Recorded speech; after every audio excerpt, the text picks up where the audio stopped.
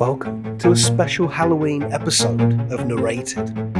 Adobe asked photographer Briscoe Park to take us on a ride-along where he looks for abandoned houses and creates incredible, haunting photographs. I think the perfect haunted house photo is eerie.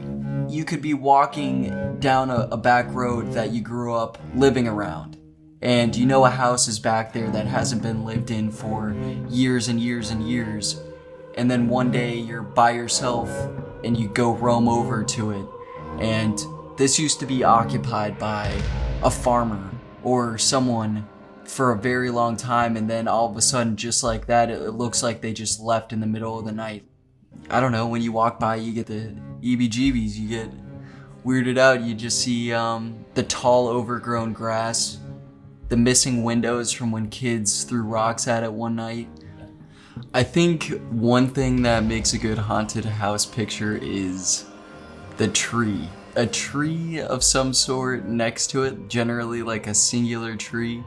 It can't be too decayed. Sometimes Victorian looking. For me, I grew up in the South, so there was lots of big white houses tucked away with large pillars and creepy trees. And I got started shooting this type of stuff after my trip to Louisiana. And I took a picture of a church that was featured in the intro of True Detective, I believe. I just took a light, I lit up this church, and the photos did really well online, and everybody wanted to see more of my experience down in Louisiana and Mississippi. And so I spent a large portion of time in the South photographing churches and abandoned houses, and I always went to abandoned places, so this was just like a small, more niche thing that I enjoyed doing, and it just transformed over, I would say, the past 2 years. I find them during the daytime, and I'll wait for the sun to go down and shoot it just around dusk or right around dark.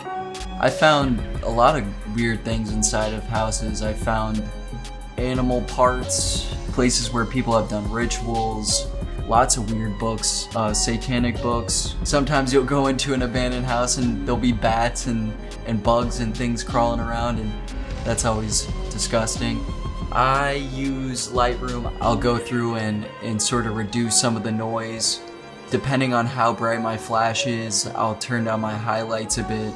Highlights down all the way, you're gonna have this distorted look to it. So I always turn my highlights almost all the way down. How I use the red light, and one reason why it is a occurring thing, it's a symbol of a lot. I mean, it does a lot to your brain. It's captivating. It inflicts fear. It inflicts anger and a whole bunch of different emotions.